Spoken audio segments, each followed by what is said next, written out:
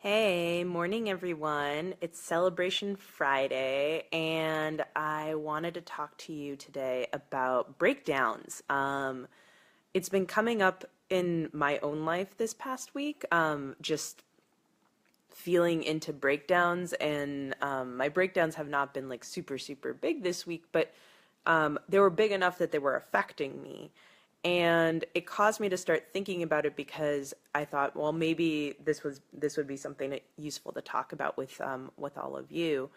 And I've had many big breakdowns in my career as well, and those have been a lot more traumatic for me. There have been times when I thought I was getting a promotion and then didn't. That happened several times.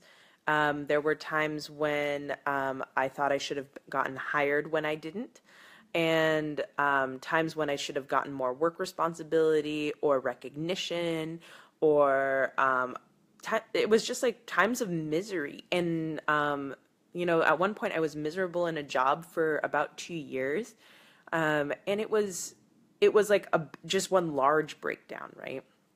And breakdowns happen a lot, and we get to really choose whether or not we are going to look at it as, a problem, a challenge, an opportunity, or a gift.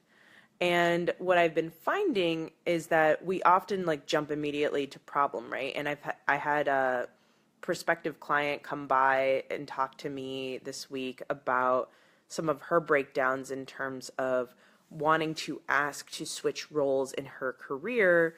And she feels like she can't do that because she's afraid of what her boss would say. And her big breakdown is around like her boss being constantly not supportive of what would make her happy in her career. So like this is coming up all over the place for me in my own life, in my clients, in my past.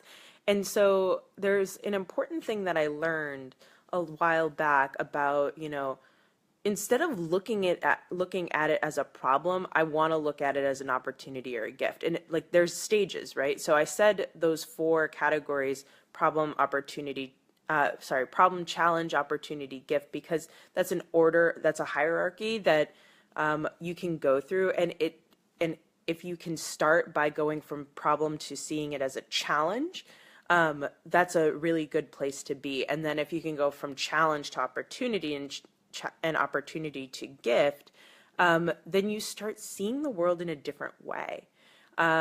Because the way, we don't have a choice about we can't control the things that are happening in our lives outside of who we are, but we do have a lot of control over how we choose to feel about it. And I'm not saying don't feel bad, or don't like allow your feelings to come up when you're like disappointed in something. I mean, if you're disappointed, you're disappointed. Give yourself the space to be disappointed. But, also set yourself up with a timer or like, tell yourself how long you're going to allow yourself to be disappointed. It can be a day, a week, a few days, whatever works for you. But the shorter that time frame is, the better for you. And it's a practice. It takes a while to get used to shortening the amount of time that it takes to get out of a feeling of disappointment or sadness or frustration. Clearly for me, because at one point I was really miserable in my job and in constant breakdown for a year and a half.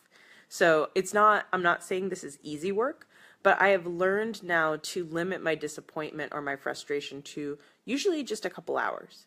And it's been powerful in helping me move forward in my life, because no matter what, the storms of your life, they're storms that, think of it as like an actual literal storm. Storms are important. They bring rain, they bring, snow, water, hail, whatever.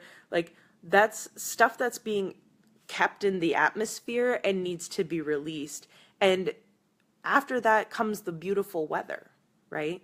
So the storms of your life are very similar. And how you respond to those storms is up to you.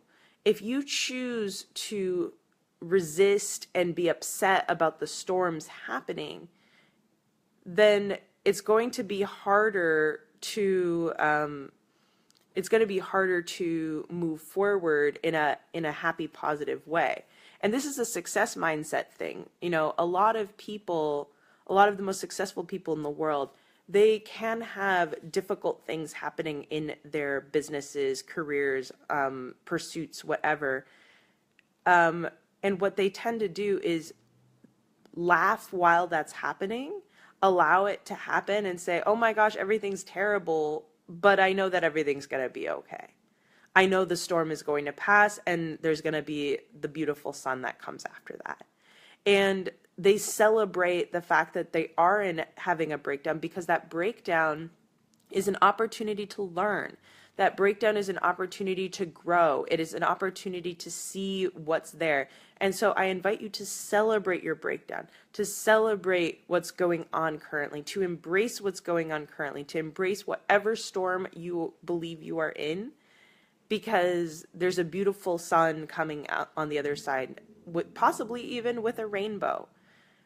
So I've definitely found that this week I'm like, there's things I get to learn from my breakdowns. What are those things that I'm learning right now?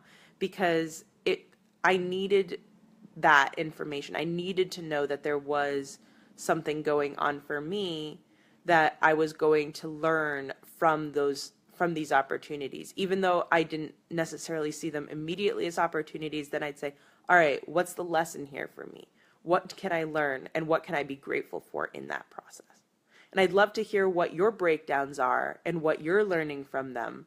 Share in this thread. It would be awesome to hear from you, because we're all experiencing that, and we get to go, yay, we're in breakdown, and support each other through that experience. So I love you guys. Have an amazing weekend. I can't wait to see what you create.